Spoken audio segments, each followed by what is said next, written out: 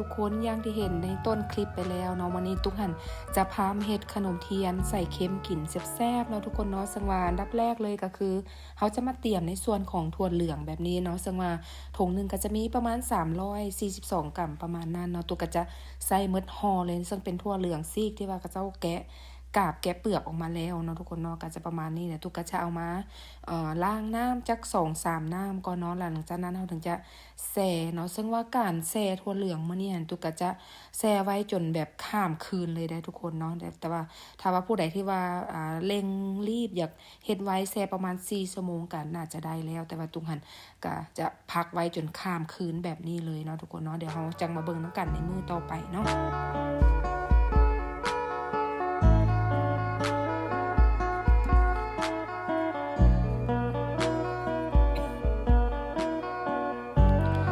หลังจากที่ว่าข้ามคืนเลยว่าโอเวอร์ไนท์มาคืนหนึ่งแล้วเนาะนี่ตุกก็จะเอามาล้างอีกเทื่อนึงเด้อทุกคนเด้อหลังจากที่ว่าเฮาแช่แบบนี้นะต้องแนะนำว่ามาล้างอีกจัก2-3น้ำพู้นแหละเนาะเพื่อว่า1ให้แน่ใจว่าจะบ่มีกลิ่นคิ้วกลิ่นสาบของถั่วหันตุกค้างสิเฮาก็ล้าง2-3น้ำจนน้ำขาวน้ำใสสิถึงจะใส่ได้เนาะทุกคนเนาะเดี๋ยวตุกก็จะล้างประมาณ2-3น้ำคือกันเนาะ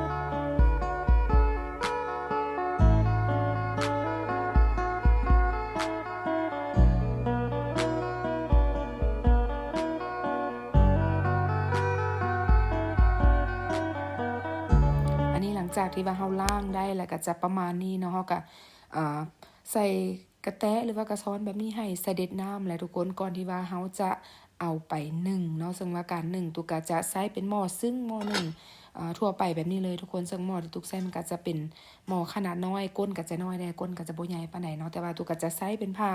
ฝ้ายหรือว่าผ้าขาวบางแบบนี้เอามาห่อเนาะเพื่อว่าให้แน่นอนว่าเม็ดถั่วเหลืองของเฮาจะบ่ได้ตกลงไปด้านลุ่มเนาะพอไปต้มอยู่ทางลุ่มมันก็จะบาดเนี่ยเนาะทุกคนเนาะนี่ก็จะใช้เป็นผ้าห่อแบบนี้เนาะแล้วซึ่งการนึ่งก็จะใช้เวลานึ่งอยู่ค่อยๆนึ่งไปแหละทุกคนซึ่งตุ๊กบ่ได้กะเวลาเนาะเฮาให้สังเกตเองว่าเวลาที่ว่าเฮานึ่งไปถ้าว่าถั่วหันเอิ้นว่าไหนเป็นสุกเม็ดบานแล้วมันถึงจะใช้ได้นะเนาะเดี๋ยวตุ๊กก็จะจงให้มีหูอากาศระบายหน่อยนึงสิเฮาก็จะปิดฝาแล้วเฮาก็จะค่อยนึ่งไปเนาะ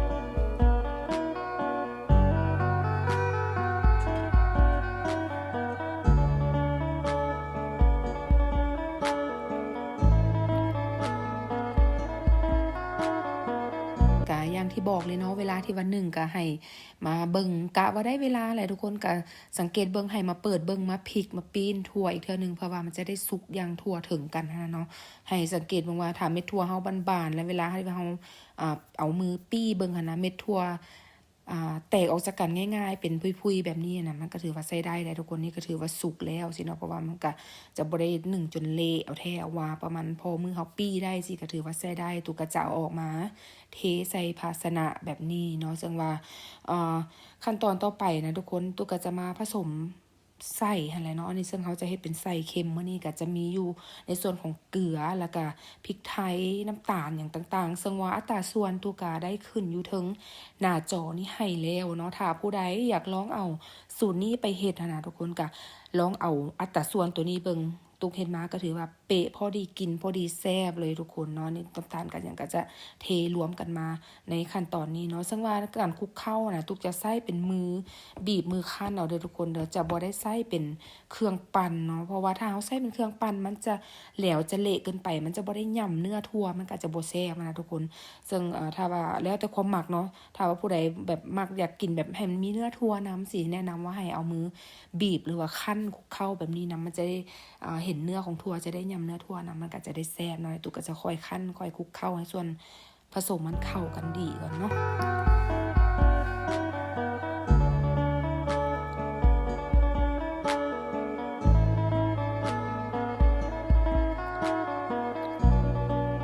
ก็จะสังเกตเห็นเลยเวลาเฮาปั้นก็จะปั้นได้แบบนี้เนาะถั่วก็จะบ่ได้แบบเละแหลวหลายมันก็ยังมีเม็ดถั่วที่แบบให้เฮาได้ย่ำนั่นแหละมันก็จะแซ่บเนาะทุกคนนะหลังจากที่ว่าเฮาได้ก็จะพักไว้แล้วก็จะเอามาผัดเนาะขั้นตอนผัดก็คือจะใส่น้ำมันเป็นน้ำมันพืชทั่วไปเนี่ยทุกคนกะเอาเนาะแบบก็บ่ให้มันหลายสิเฮาก็จะเอาในส่วนของหอมหัวแดงนั่นแหละเอาที่เฮาซอยแล้วก็จะเอาลงมา เจียวแบบนี้เพื่อว่าให้ได้น้ำมันที่มีกลิ่นหอมเราถึงจะเอาทั่วที่ว่าเราคลุกเข้าไว้หั่นลงมาผัดเนาะทุกคนเนาะนี่ก็จะเจียวให้จนกว่ากะทิหอมแดงมันมีสีเหลืองก่อนเนาะ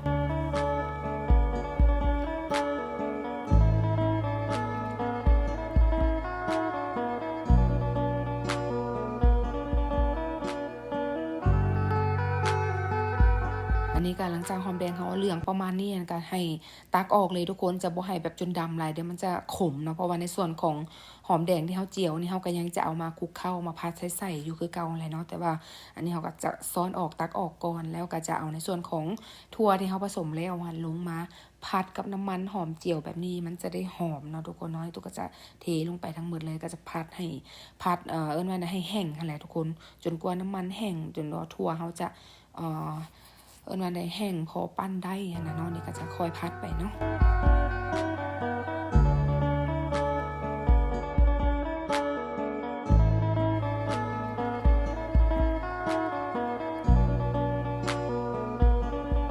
ก็จะเห็นเลยว่าน้ำมันหอมเจียวก็จะแห้งเนาะเพราะว่าก็ถั่วก็จะดูดซับเอาน้ำมันทั้งหมดแล้วสิเขาก็จะใส่ในส่วนของหอมที่ว่าเขาเจียวเขาตักออกในเบื้องต้นนั้นเอาลงมาเทรวมแบบนี้เลยทุกคนก็จะใส่ลงไปเบิ่งแหละเพราะว่าหนึ่งก็เพื่อให้เพิ่มกลิ่นหอมอีกเนาะถ้าว่าเพราะว่าเขาเฮ็ดมื้อนี้เนาะเฮ็ดเป็นขนมเทียนใส่เค็มหรือว่าบ้านตุ๊กก็เอิ้นขนมแหนบนั่นแหละทุกคนเป็นใส่เค็มแต่ถ้าว่าเขาใส่เฮ็ดเป็นใส่หวานก็จะเฮ็ดไปอีกรูปแบบนึงเนาะเดี๋ยวถ้าว่ามีโอกาสมีเวลาคลิปหน้าตุ๊กจะลองมาเฮ็ดเป็นใส่หวานให้เบิ่งเนาะนี่หลังจากที่เราผัดได้แห้งพอปั้นได้แบบนี้ทุกคนก็ให้เทใส่ภาชนะแบบนี้เนาะพักให้เย็นนิดนึงพอที่ว่ามือเขาจะจับได้ปั้นได้เขาก็จะค่อยมาปั้นเนาะ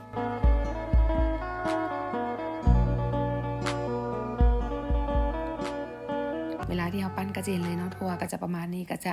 มันเนื้อเน้นๆประมาณนี้แล้วทุกคนในการปั้นกับก้อนน้อยก้อนใหญ่อันนี้แล้วแต่ความหมักเนาะแต่ว่าทุกคนก็จะเฮ็ดก้อนที่ว่าค่อนข้างว่าใหญ่ก็เลยจะบ่ได้หลายประมาณทั้งหมดก็จะได้อยู่ประมาณ27ก้อนประมาณนั้นแหละทุกคนนี่ก็จะค่อยปั้นไปเนาะ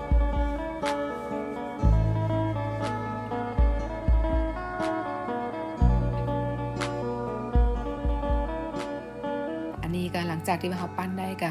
จะประมาณนี้เนาะก็จะพักไว้ในส่วนของไส้เนาะนี่ตุ๊กก็จะพักไว้ก่อนแล้วเขาก็จะมาเบิ่งในขั้นตอนต่อไปก็คือการที่ว่าเขามาเตรียมแป้งอะไรทุกคนแป้งก็จะใส่เป็นแป้งข้าวเหนียวเนาะตุ๊กก็ใส่เป็นแป้งข้าวเหนียวชนิดพิเศษแบบนี้ซึ่งว่ามันก็แล้วแต่เราหาได้แบบใดเด้อทุกคนว่าเป็นแป้งข้าวเหนียวอะไรมันก็ใส่ได้คือกันนั่นแหละเนาะแล้วก็จะมาเทรวมในส่วนของน้ำตาลมะพร้าวแล้วน้ำตาลปี๊บกะทิทุกอย่างก็จะเอามาเทมาคลุกเข้าในนี้เนาะซึ่งว่ากะทิก็เขาจะไว้แนะนำว่าบ่ให้เทลงหมดทีเดียวเด้อทุกคนเด้อเพราะว่าค่อยๆเทลงเทื่อละหน่อยเพราะเราก็ต้องได้สังเกตในส่วนของตัวแป้งน้ำว่ามันเหนียวได้ทีแล้วบ่สิถ้าเทลงหมดทีเดียวมันถ้าว่ามันเกินมันออกบ่ได้เลยทุกคน เพราะฉะนั้นแนะนำว่าให้ค่อยๆเทค่อยๆคั่นไปเนาะอันนี้ก็คือตุกก็จะคอยเฮ็ดวิธีนั้นคือการเดี๋ยวก็คอยมาเบิ่งนำกันเนาะ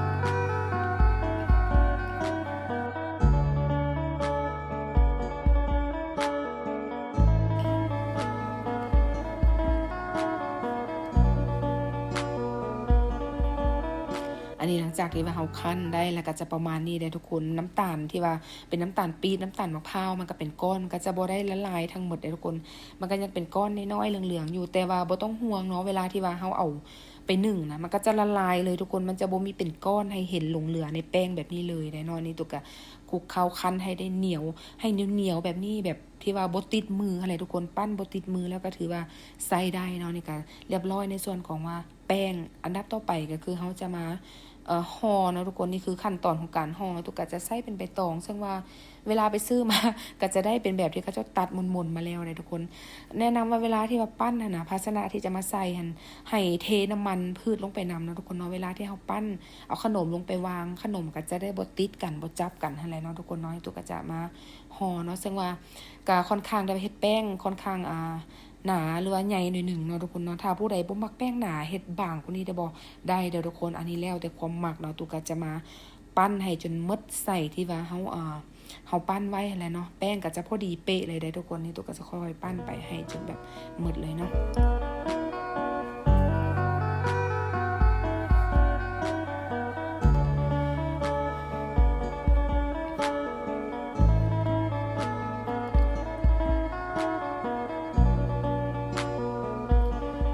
จากที่เขาปั้นได้ก็จะประมาณนี้ตุกก็จะพักไว้เอาออกมาก่อนแล้วก็จะมาเบิ่งห่อในใบตองที่ว่าเขาจะมาใส่ห่ออะไรทุกคนเนาะซึ่งว่าใบตองกับการห่อกับถ้าผู้ใดที่ว่าห่องามกว่านี้หันก็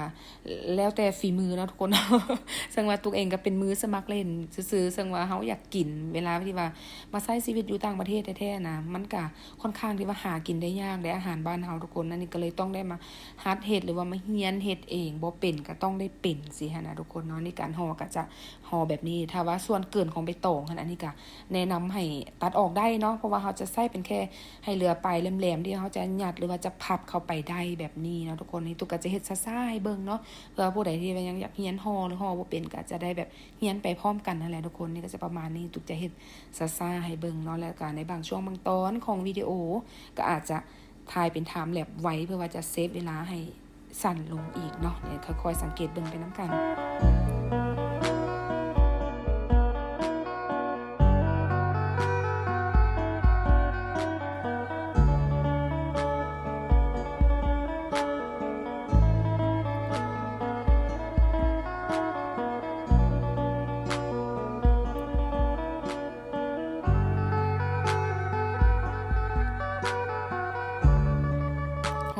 ก้อนก็จะได้ประมาณนี้เนาะทุกคนเนาะกับบ่น้อยบ่ใหญ่ก็จะพอดีเลยเนาะเนี่ยตุกก็จะห่อทั้งหมดให้หมดทั้งแป้งแล้วก็ขนมที่เราเตรียมไว้แหละทุกคนก็จะห่อให้หมดเลยเนาะ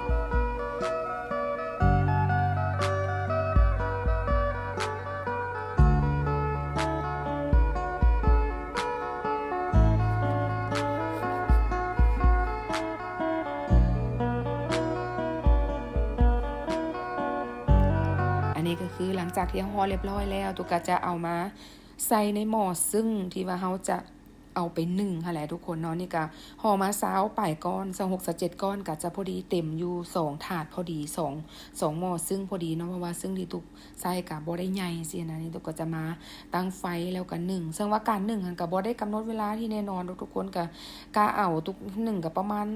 25นาทีหรือเกือบครึ่งชั่วโมงพุ่นน่ะตุกก็ค่อยๆนึ่งแล้วก็จะมาเปิดมาเบิ่งเอาทีนึงว่ามันจะแป้งสุกแล้วขนมสุกแล้วถึงจะยกออกจากเตาอะไรเนาะนี่ตุกก็จะค่อยนึ่งไปเนาะ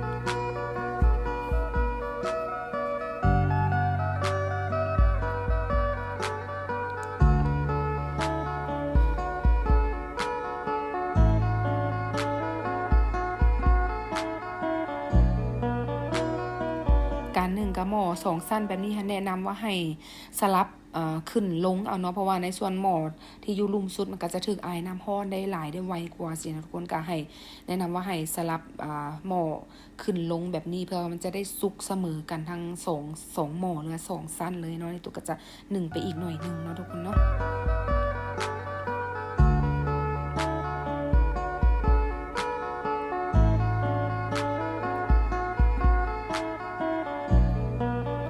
จะเห็นเลยว่าแป้งกะฟูจนตองแตกหมดเลยทุกคน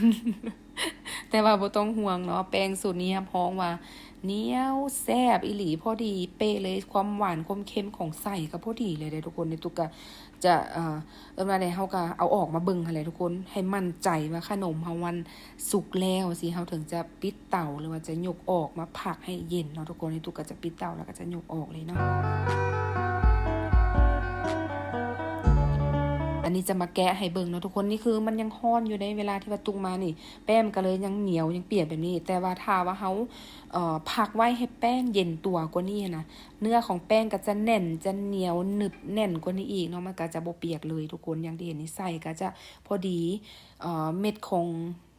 ว่าเด่นน้ำตาลปี๊บที่ว่าเคยเห็นเป็นเม็ดในก้อนแป้งก็จะบ่เหลือเลยทุกคนก็จะเปื่อยละลายไปน้ำแป้งทั้งหมดเลยตุกก็จะเอาออกจากหม้อซึ่งมาจัดใส่ถ่านแบบนี้เนาะนี่ก็คือเสร็จสับเรียบร้อยพร้อมที่ว่าจะกินแล้วได้ทุกคนนี่ตุกก็จะออกมาจัดใส่แบบนี้ให้หมดเลยเนาะ